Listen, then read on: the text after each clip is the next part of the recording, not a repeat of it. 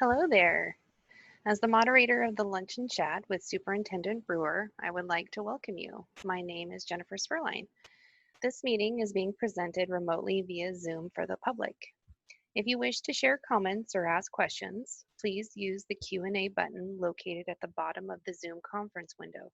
Submit your name and wait to be called on. When it is your turn to speak, your name will be called and your mic will be enabled. Thank you. And now I will turn it over to Superintendent Brewer. All right.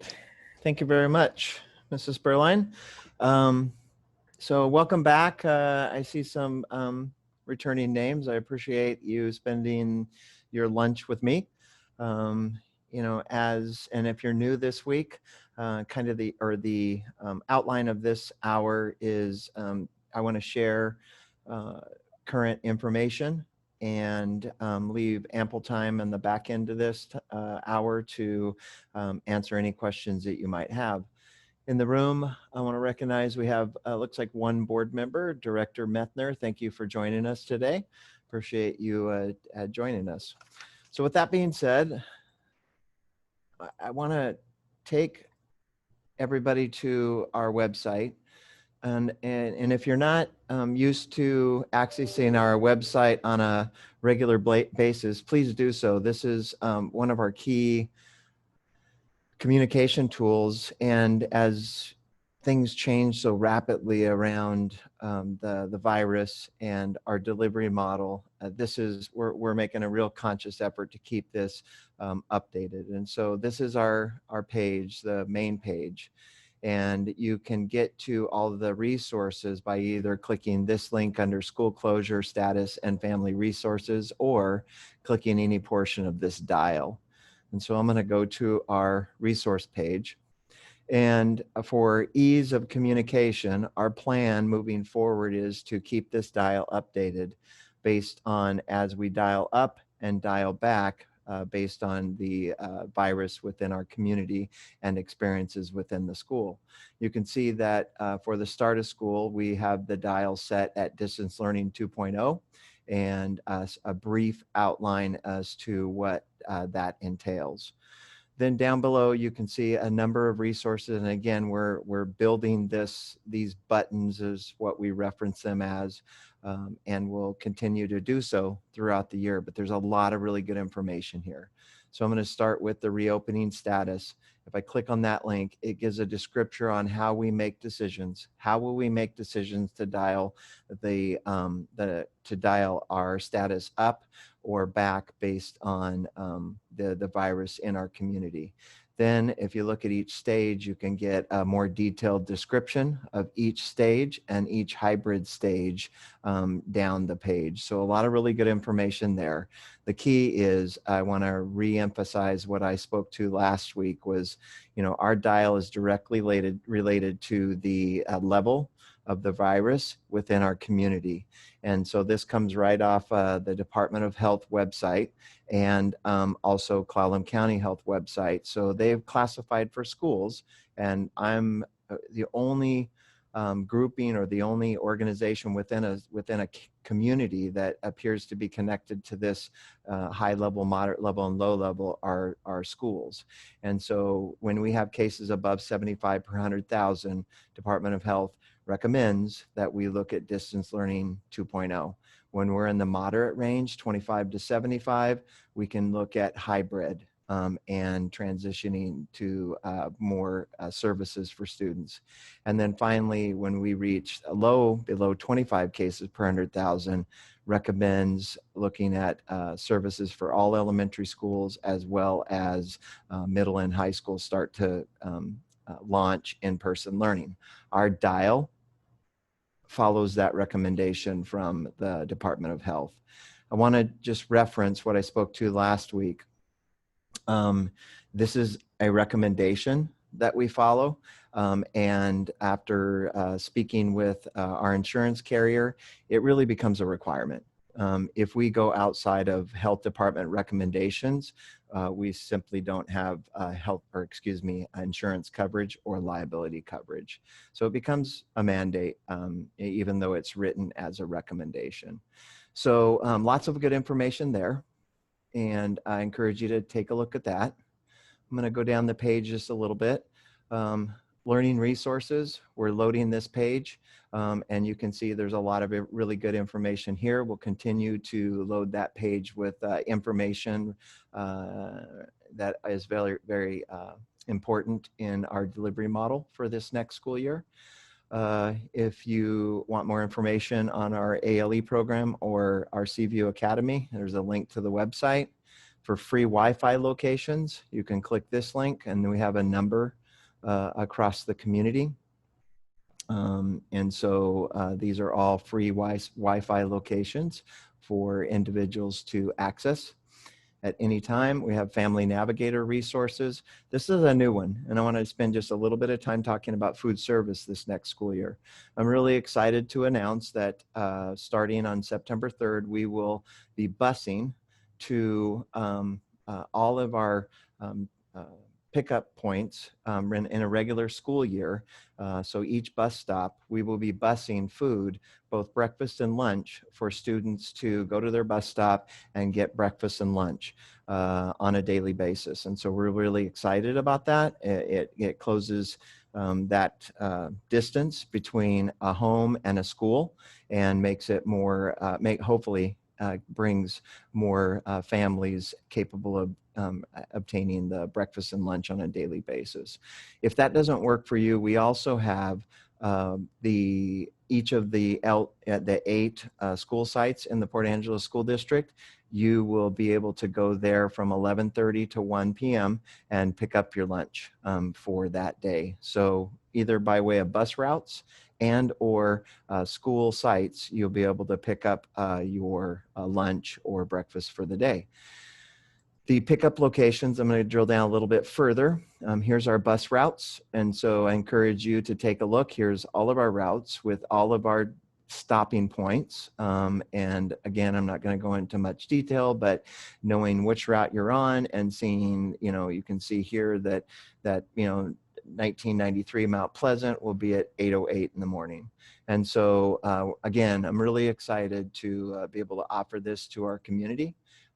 So that hopefully it brings meals to families that either want it or really need it. So we also have childcare information, health and safety information, which links to the Department of Health website, our daily screening. And this is an important one as we start to open up our buildings.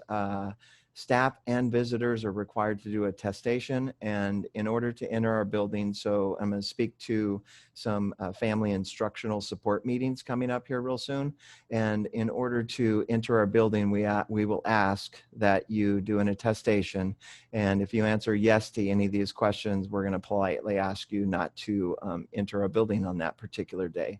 We use this form. It is a requirement through the Department of Health, and it is required for both or for anybody on our school site, to include students. When we get to hybrid, students and families will have to participate in this activity on a daily basis as well. The complete reopening plan is located here. We have archived family messages. We have other supporting documents, and then updates from the superintendent. So I referenced just a little bit about the family instructional support meetings coming up on September 3rd, 4th, and 8th, the first 3 days of our instructional calendar. Teachers will be reaching out to families to set up these family instructional support meetings.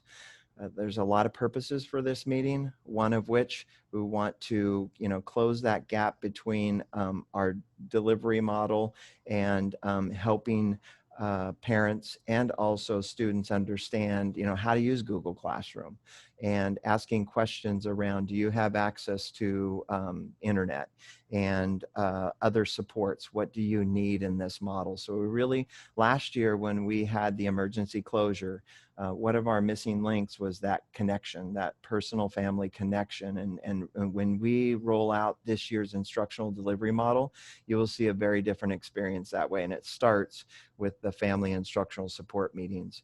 If when you do schedule the family instructional support meetings, it will be really, really important that, and I want to read this right off of a email that will go out to families this afternoon, but, to ensure the well-being of all staff, students, and parents, when we have the family instructional support meetings, masks will be required.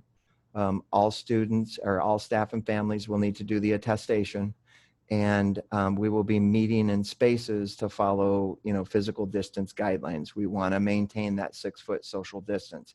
It's really important as we start to ramp up our services to our community. We have to assure or do everything we can to prevent the spread of this virus, because the spread of this virus will lead to extended periods of time where we remain in distance learning 2.0. So your compliance and help in meeting those expectations is very much appreciated. In the attestation, we will be asking each family member that attends this meeting, if it's in person, or you can choose virtual as well, have you had any symptoms such as fever, cough, shortness of breath in the last 72 hours?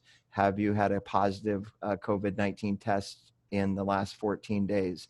If so, we ask that you either reschedule your meeting for later in the year and or do that meeting virtually. Again, it is critical that we work together to prevent the spread of this virus, to build towards more robust delivery models in the near future. So the final piece that I want to reference today is there's been a lot of questions and concerns in the community around, the distance learning model can't meet all of the needs, the additional opportunities that students have within a school year, like interscholastic activities and band and orchestra and, performances and CTE courses or welding classes. And so now that staff have started to return to the buildings and all of the creative minds start to work together, we're going to work really hard to bring small groups of students in across our district to experience some of those events that just simply can't happen by way of virtual learning. And so one example of that, I've already had one one request, and I have since approved this. At the high school, in our CTE program, we will have a fall drama production plan or event. And so the teacher has submitted a request, and I have since approved that. So starting the last week or somewhere in that range, we'll have small groups of students coming together to work on a fall drama production in the video in department or the tech department at the high school. And so this is just one example of the many that will start to evolve over the course of the next several weeks, and opportunities for very small groups to directed and supervised by teachers to help students come on campus in very small numbers and experience what we can't do from a distance. And again, that won't be all at core academic areas, but those areas like CTE programs and potentially science labs and other events that we would expect to see. And so we will start to share more about that as those continue to evolve over the next several weeks and months. The final piece I want to hit on is I really appreciate you coming out to the meetings, and I know you appreciate hearing from me every week, but I want to bring in the specialist of our district to get in more depth. And so you can see here, my final piece today is September 4th. I will have Michelle Olson, Teaching and Learning Assistant Soup, will come in and speak specifics around our delivery model. And September 11th, I have planned for Pam Sanford to come in and speak about special services. September 18th, we'll have a CTE representation, quite honestly, potentially Patrick to come talk about his CTE lab and the video protection class. We'll have Nathan Rodal to come in and speak about music experiences this year. Then on the 25th, we'll have Dwayne Johnson to come in and speak about WIAA or interscholastic activities. So, continue to come back. There'll be more and more information weekly as we move into the full reopen of our schools in the distance learning 2.0. So that being said, I believe that's the material that I wanted to cover today. And so now we will open the mic and go through a Q&A. I do want to caution each of the listeners today that I will do my best to answer your question. But quite frankly, there's still a lot of questions that I may not have, a direct answer to. And if I don't today, then I will most certainly have an individual from our staff reach out to you. And we did so last week in a very timely fashion and give you the very direct answers that you're looking for. So with that being said, Jen? Yes, so the first question today is from Luke. Gavin, your mic is now enabled. Hi, so I was just wondering, with the different quarters, how much instruction are teachers allowed to provide, particularly for like language, retaining that language that you learned in the first quarter, but you don't have that class for the second quarter, and the same thing with music?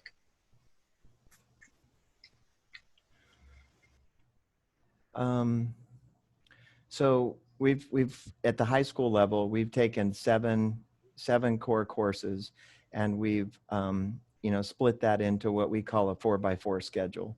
And so the first half, or the first 9 weeks of this semester, we will be focused on an advisory period at the beginning of the day, which will be critical in our social emotional needs and development of our system, and then periods 1 through 3. In doing so, we've increased the contact time of each of those classes to be representative of a full day.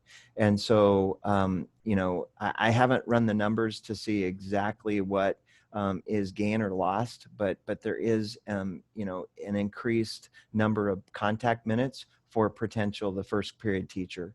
Instead of that teacher sharing, if it's an algebra class, instead of that teacher sharing, that student for 7 periods for 55 minutes in length, they now have an extended period of time because that student's only taking 4 courses that first 9 weeks. So the contact time is increased significantly during that time to cover a semester's worth of work. And I'm not going to say it's 1 for 1 because I don't have the numbers right at my fingertips at this point in time. But we do anticipate it being very, very similar or equal to what we would experience in a 9-week period of time. The challenge, Luke, will be, and I think maybe what your specific part of your question is, if I'm taking a math course, for the whole year, maybe algebra, and then algebra 2, the first 9 weeks, if that algebra class is in periods 1 through 3, then I'll complete that semester's worth of work, but then I'll move on to my classes 4 through 7, the second half of the semester. So there will be a break between, your first half of your algebra year and your second half because, of the way the schedule rolls out this year.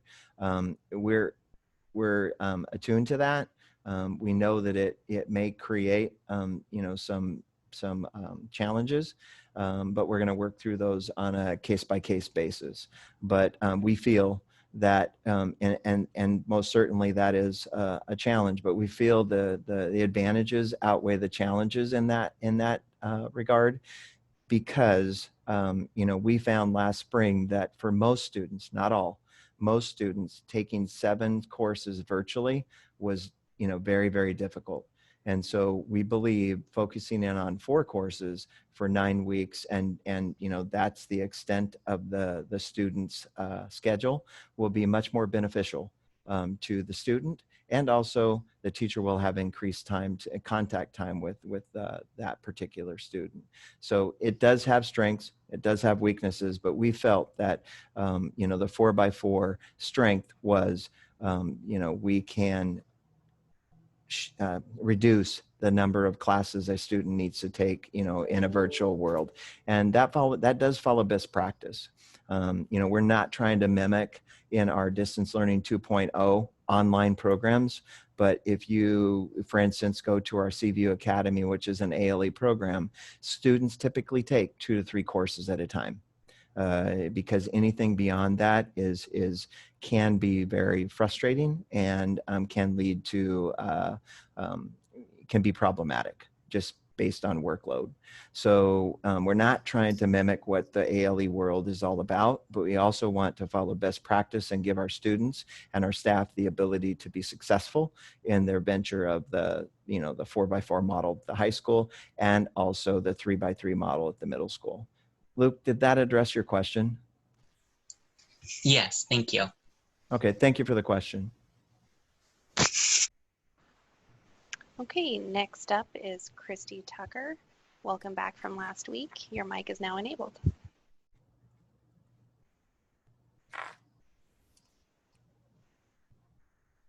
Okay, it appears that Christy does not have a mic, so I will ask the question, which is checking back this week on where we are with high school PE credit issues. Thank you. Yeah, Christy, thank you for the question. You know, we do have a process that we defined last year for students to not receive a waiver, but it's now classified in a different manner, where students can demonstrate competency to earn credit, and so that will continue to prevail this school year. That was contingent upon, you know, one of the core factors for doing that work was contingent upon participation in some activity, interscholastic or beyond.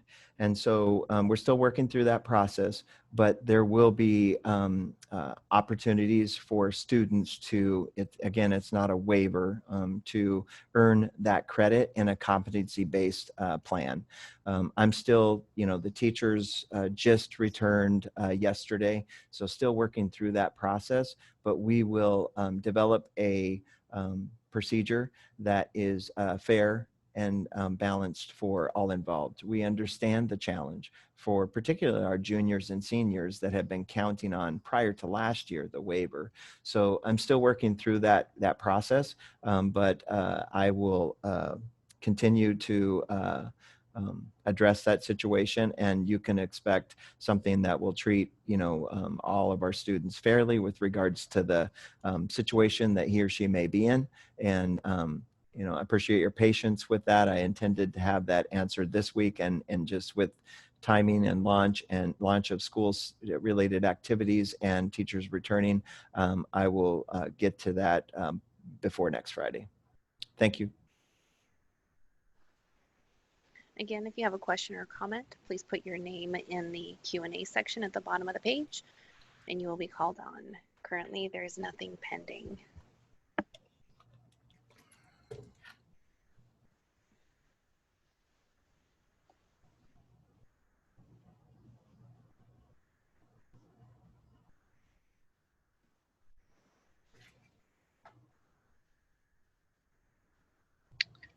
Oh, here we go.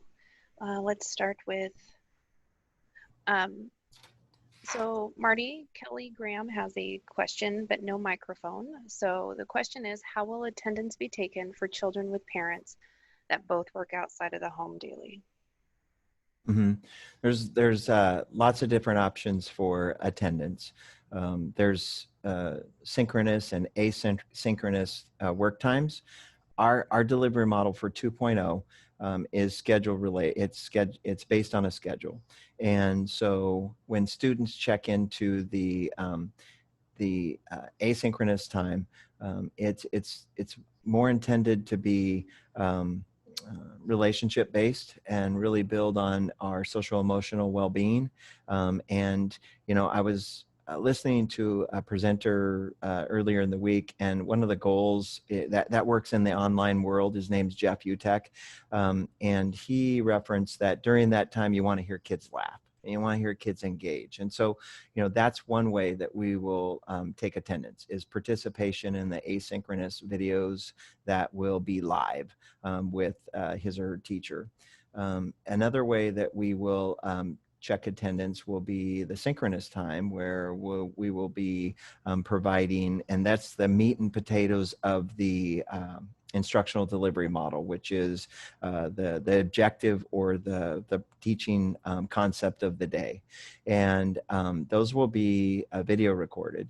And so if students, can't check in on the asynchronous time, but check in during the synchronous time, that will count. And so, we will have some flexibility that way. And we can see within the Google Classroom who checks in, when they check in, and track that. Other ways and other means to check in with students will be communication by way of phone, communication by way of email exchanges. So there's lots of different ways to be flexible with families to be able to check in and count that day as an instructional day for the child. So that it's not tied to, even though we want the schedule, because one feedback that we got last year was the lack of schedule was very difficult on families. So this year we have the schedule, and we really want to encourage families and students to engage in that schedule. But if you can't, there are other ways to count as a being attending a class, and that gives more flexibility to our system. So it's a little bit tight, a little bit loose, but that gives families many options to engage in the instructional delivery of the day and be counted as absent for, or excuse me, be counted as present for that particular day. Melissa Briggs, your mic is now active. Oh, I apologize. I think, let me see. Yes, you are. Hi, thanks for taking my question. So as I'm prepping to help my students launch the new year, I was noticing that the school district calendar still says that the first day for me, in particular kindergarten, is September 9th. But then I noticed on one of the emails that you showed for Jennifer Spurline that maybe that was the 10th. So I'm wondering, are we going to get an updated school district calendar, or can you clarify that for me? Yeah. Thank you for catching that. Melissa, if I'm gonna take your name, and we'll get your number, and I will have our director of teaching and learning reach out to you directly and give you the specific answer. It is a little bit confusing, but the first instructional day will be the conference days. And there will be teaching objectives on those particular days. But I'm going to have Michelle Olson reach out to you with very specifics. I know it's your first year kindergarten, and I want to make sure that you get the level of detail that you so desire. So thank you for your patience, and I will have Michelle reach out this afternoon to you, Melissa.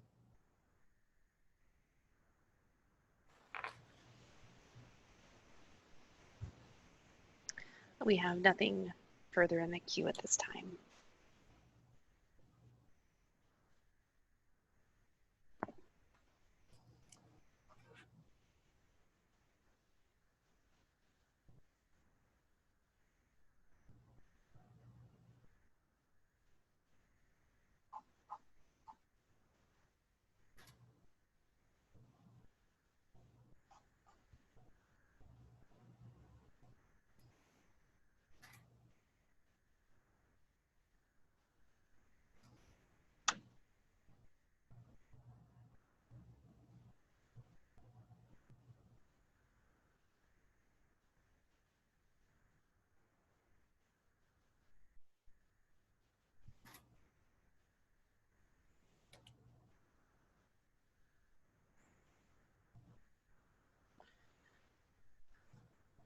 Okay, it looks like we have one. Michelle Gentry, your mic is now enabled. Am I unmuted? You are. Thank you. So my question was about, my daughter wants to start the year online, or doing regular online with her teacher at school, at the high school. She wants to do that because if there's a chance for us to come back to face-to-face learning, she wants to be in that queue. She wants to be here at school. So the question is, if that's not going well for her, how difficult will it be to switch to CView later? Like, is there a window that we have to meet now and then we need to wait till the next semester? Or will there be a mid-course change available? Yeah, thank you, Michelle. So there's kind of two different answers to that. Because the ALE program, CView Academy, falls under the threshold of the Port Angeles School District, it's really a school within our district. So the simple answer is your daughter can transfer from Port Angeles High School into CView Academy and from CView Academy into the high school at any time. So, that's the flexibility side. I want to caution you around that because there are grading, like for instance, at the high school taking periods 1 through 3, the first 9 weeks. I would really caution you to move at any time. I would advise you to move, after the 9 weeks if you were so choosing, because the curriculum that we offer in the ALE program is obviously different than we offer in the brick and mortar. And so I would want your daughter to take, the first 3 periods through 9 weeks, obtain that credit, and then make a decision that could put her in an ALE program. The same applies for the ALE program, although it's not tied to the 9 weeks. In the ALE program or CView Academy, if your daughter's taken 2 or 3 courses and she wants to, work really hard and put in extra time, and because you're really working at your own pace, you could complete a course in 6 weeks. And so, on that side, I would encourage, whether it's 6 weeks or 10 weeks or 12 weeks to complete a course in the ALE delivery model, I would encourage her to finish that course so she can get the credit and then transfer back to the high school. So even though it's very flexible, and we can, because it falls under our entity, or it's a school within our district, there is a lot of flexibility there, and we can work through those issues on a case-by-case basis. I would really like you to consider, those grading periods, so that she doesn't have a gap that is not met between the transfer from one school to the next. Cindy Crum is leading the CView Academy, and she can give you much more detail. And I can have Cindy reach out to you with more detail, Michelle, if that's so desired. Great. Oh, I fear I cut you off, Michelle. I am so sorry. If you have something else to say, please type it in the Q&A. My apologies on that quick turn off. Next up is Robert Perry. Your mic is now enabled.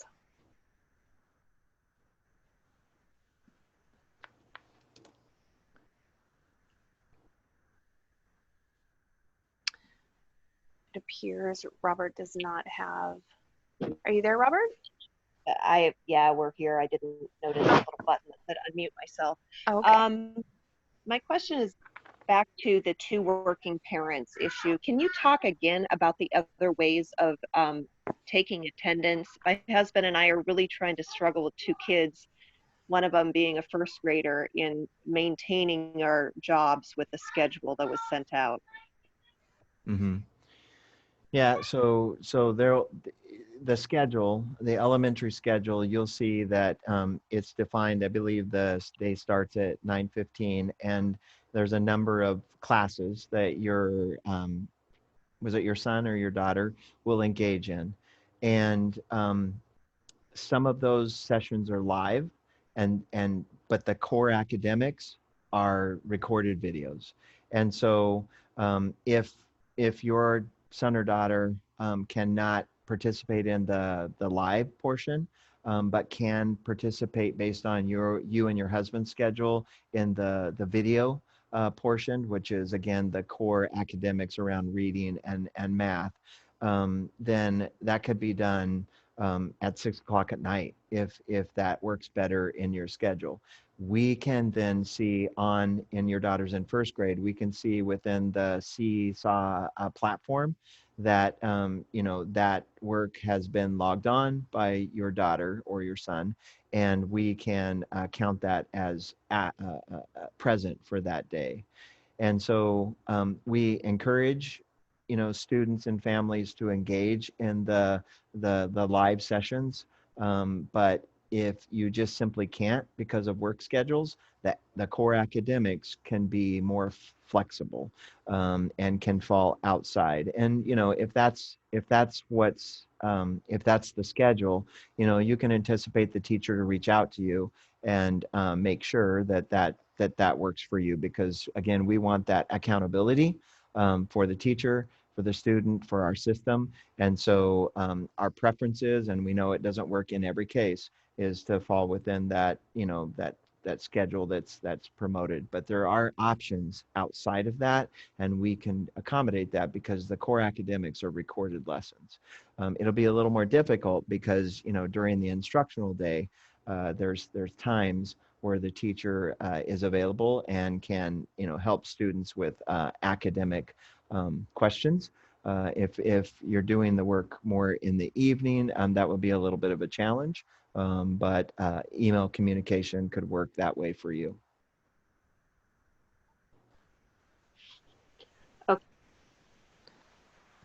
All right, there is still nothing pending in the queue. I would like to provide a reminder that if you were unable to attend the back to school event over a week ago, we do have leftover school supplies, so feel free to contact Lincoln Center main office here, and we will happily get you those. Again, if you'd like to make a comment or ask a question, please type your name in the Q&A.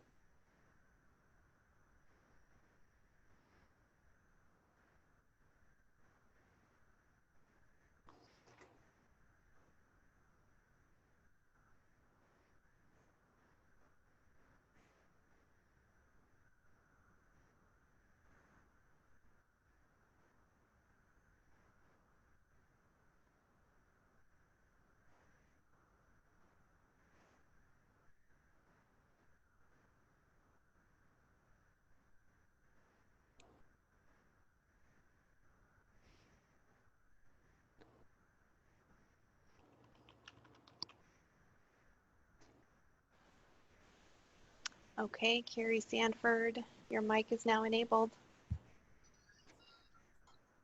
Hi there. I just wanted to take a quick second to shine some strong appreciation out toward district staff and teachers and everybody that's been working so super hard to make this crazy time a little bit more palatable. Really appreciate the communication coming from you, Marty, and the district at large. Teachers have been working so hard, and I know admin has too, and staff at the Lincoln Center. We've been so happy with the communication we're getting from both Seaview and the high school. And just y'all are working your tails off. I just want to shine some light there, and thank you all for that. Carrie, thank you for that. I was part of a chamber meeting earlier this week, and when we're not in a brick and mortar setting, there are some in our community that feel like we're not working very hard. The facts are, when we're in this new world of 2.0 or ALE, our folks are working harder than ever before to make that work. And so I am very appreciative of the team we have here in the Port Angeles School District.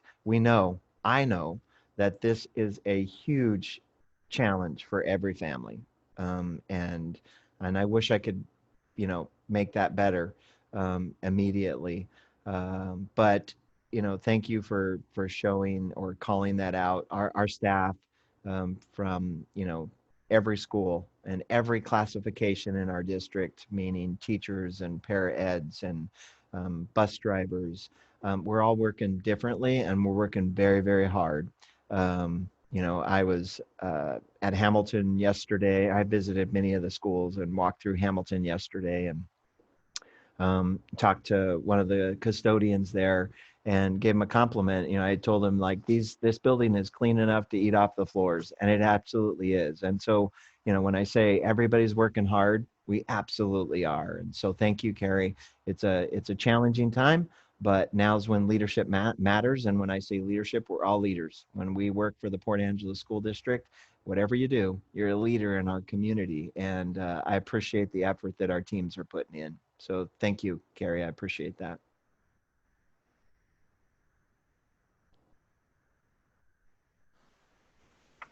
We still have room in the queue, so if you have a comment or question, don't be shy.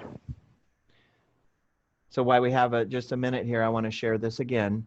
Upcoming events next week, I plan on bringing Michelle Olson and representation from the Teaching and Learning Department. September 11th, we'll have special services, talk about special education and other topics. If you want to just show up and your child's maybe not necessarily in special ed, but that'll be the core content of the day. September 18th, we'll talk about CTE and music in our district. And September 25th, we'll talk about interscholastic activities in WIAA. So we'll get this schedule out. It'll be on our district webpage, but I appreciate folks continuing to come.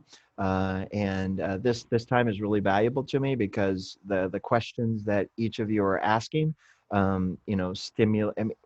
As I stated at the beginning of the meeting, I don't have all the answers. This is a new world. We've been working all summer, but there are very detailed questions that I don't have an answer to today, but your questions stimulate that process to get an answer and answer that question if you have it for all. So I certainly appreciate the community coming out to these meetings and, stimulating thought.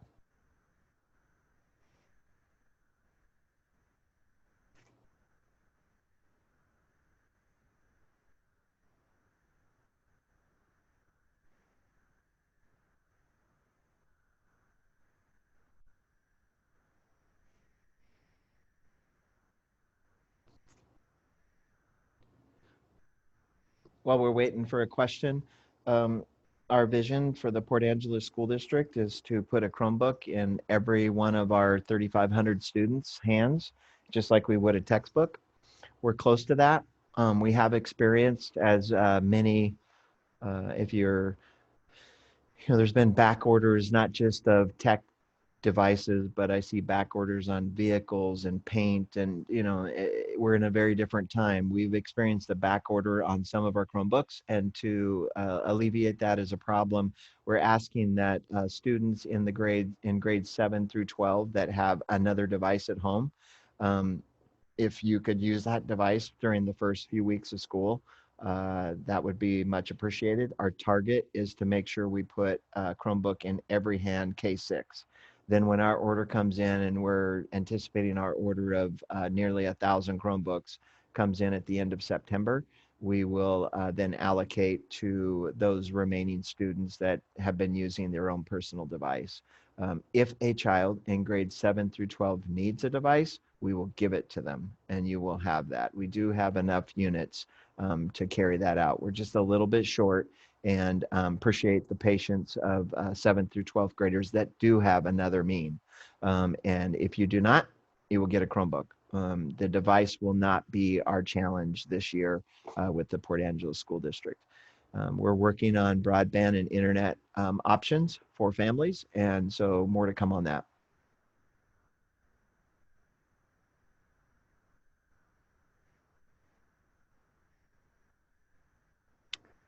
And while we're waiting, I noticed that I have a few more board members of the Port Angeles School District now in the room. President Long is in the room. Thank you for coming out today. And Director Katie Marks is in the room as well. Thank you, Katie, for coming out today.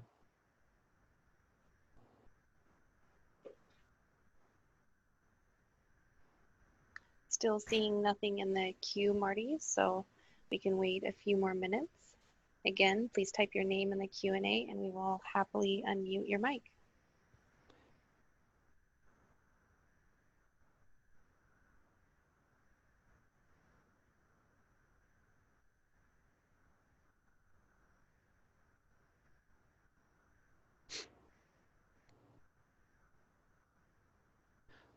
the more and more we participate in these events, the wait time is sometimes uncomfortable, to say the least, but necessary. So if there's any other questions, I would be happy to answer those.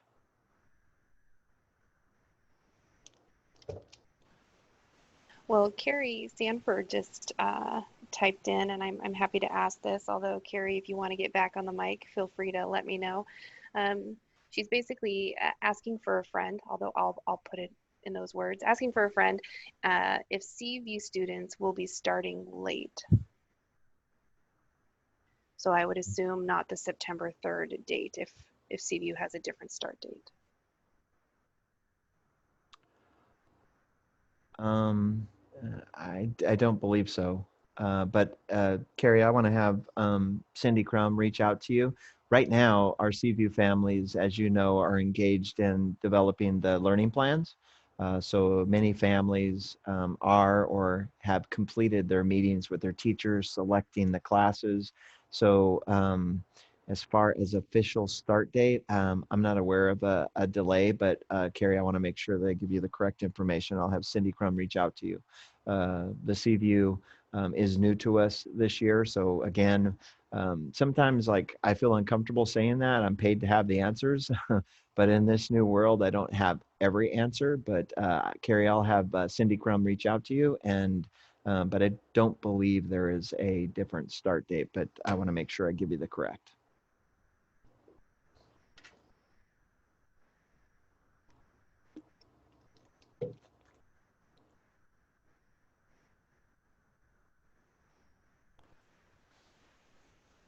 There is still nothing further in the queue, but Marty, I'm thinking because those silences are incredibly long filling, I'm thinking maybe next week when there's space, I'll just quiz you on random There you Port Angeles go. School District facts, really put you on the spot and see what you know.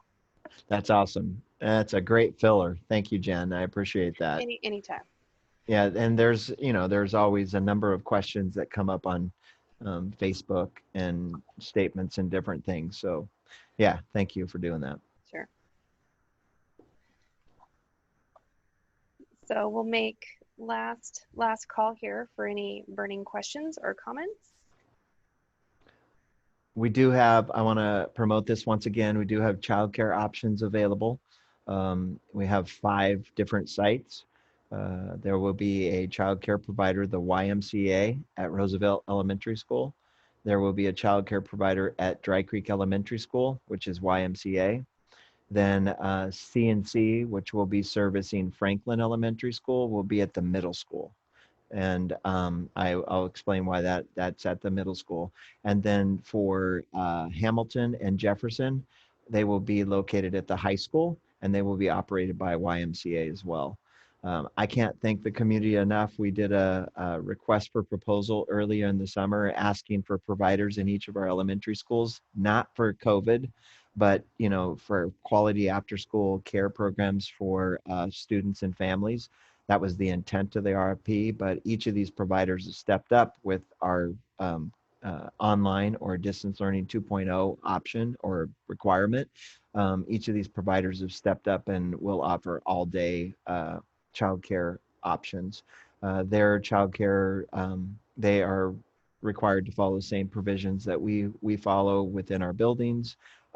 They have a little more their guidelines are a little different than school systems. Remember, I referenced the levels of the county.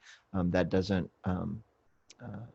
apply to childcare providers, but it does to schools. And so I'm very, very happy with you know, having those 5 sites. Now, we did put Franklin at the middle school, and we put Hamilton and Jefferson at the high school. The reason we did that is, you know, if you look at our hybrid model, we start ramping up at the elementary school first, starting with grades K through 2, and then grades 3 through 6, then 7, 9, and then 9 or 8, 9, 12, or 10, 12. So, you know, we wanted to make sure, because Hamilton and also Franklin and Jefferson are smaller neighborhood schools, we want to make sure we can maintain those services. even if we get to rolling out our hybrid model. And so rather than moving programs mid-year, we felt like that was a better location to start those programs to, you know, potentially have a cohesive location for, you know, if not the whole year, a majority of the year. So thank you to the Y. Thank you to CNC for stepping up, and we certainly appreciate. Each of those programs are going to be working very closely with the school district, and will provide opportunities to work within our schedule for the school day. And we anticipate supporting each of those programs with school staff, support staff to help carry out that work. So it's going to be a phenomenal partnership. Because we're not bringing students into our school system, we're going to be pushing resources out to the community. And that's an example of that work. Just as with the food service, we're going to be pushing food out on our buses. We're going to work with Serenity House. We're going to work with the tribe. We're going to work with, you know, the homeless population. So we will be supporting by pushing out rather than bringing in to start the year. Marty, just an update. We did hear from Cindy Crum, courtesy of Kira Acker, so thank you for that, Kira, that Seaview will be starting on the 3rd. So they are in line with the rest of the schools. Thank you. And That's what I. Oh, that's what I thought, but I wasn't 100% certain. Thank you. Sure, sure. And it appears that the Perry family has another question, so I will enable your mic now.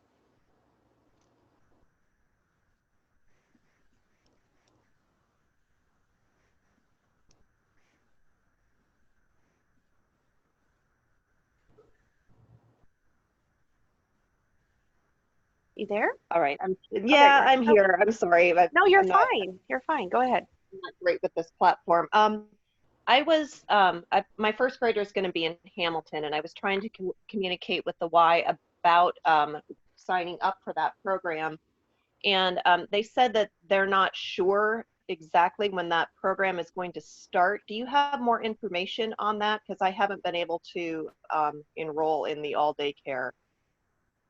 Yeah, I can get that before we get off the call. I will check on that and get right back to you. Kira, can you provide that information to me, please?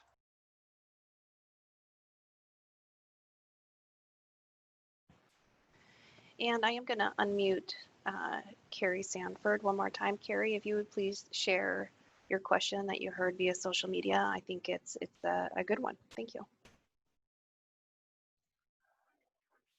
Sure. Yeah, I've had kind of my eye on several Facebook groups. I actually run a local parenting Facebook group, and one of the things that I'm seeing quite a bit that I understand, but I think is worth you all explaining again publicly because I see it so much, is folks asking the question, how come we can have childcare happening in our school buildings but not school?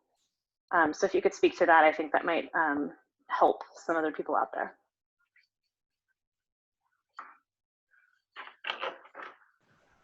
Marty, you need to unmute, please. Thank you. I'm searching right now. I have a document that I'm going to share my screen.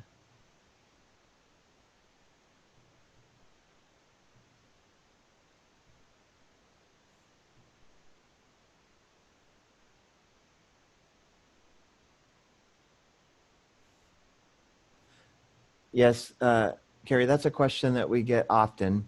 And this is the Department of Health for Washington State. And this is the decision-making tree for public and private schools K-12. And as I referenced earlier on our plan, we took nearly verbatim what you see on the left-hand column here, the classification or the rating of counties. And so you have you know, the high rating, which is greater than 75 cases. You have the moderate rating, which is 25 to 75, and the low rating. And then you have this middle column here references, okay, so what's the recommendation from the Department of Health as it relates to the rating of the cases per 100,000 of the county. And so you can see for high, they strongly recommend distance learning, okay, with the option of limited in-person learning. And then you get to moderate. They recommend distance learning as described above, in addition to considering expanding in-person learning to elementary students. That's what our plan follows. And then you can get to low. As I referenced earlier, and I spoke to Dr. Allison Unthink about this very document, and she agreed with me. And as I understand it, the only community entity that's held to this standard are schools. And I know that child care providers have a different, set of expectations, but as it relates to this rating system and high, moderate, and low, we're held to that standard. And as I referenced earlier, this is a recommendation from the Department of Health. But if we don't follow the recommendation of the Department of Health and our local health officer, we simply don't have insurance coverage. And, running on the business side of the district, and business owners know across our community, you shouldn't, and we can't operate without insurance coverage, not just as it relates to COVID experiences, but any other, events that may happen within the schools. So that's the distinct difference, is we're held to this standard, or to this these ratings, and high, moderate, and low. And quite simply, child care providers are not. And they have a whole nother layer of expectations for them. So I'm not trying to articulate the point that they don't have guidance to follow. They absolutely do. But this single document is the one that drives that decision on why schools can operate distance learning 2.0 and child care providers can open.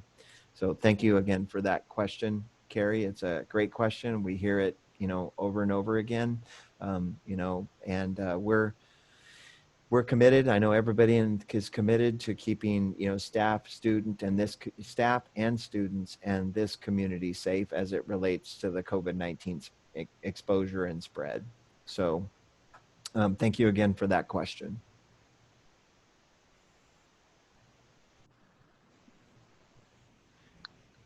All right, as we near almost the 1 o'clock hour, there's nothing lingering in the queue, Marty. Okay, I'm trying to get that answer from Kira. Jenny, can you check with Kira, please?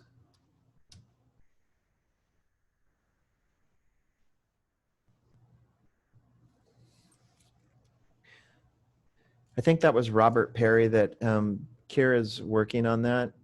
Here she is.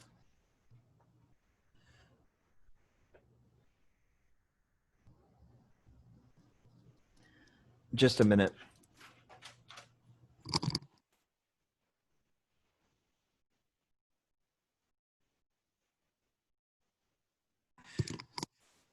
Okay, I believe that was Robert Perry that asked that question, and we're trying to run that answer down for you with the official start date of the Y for the Hamilton group, or the Hamilton school. So Robert Perry, we will reach out to you after this meeting and give you that answer.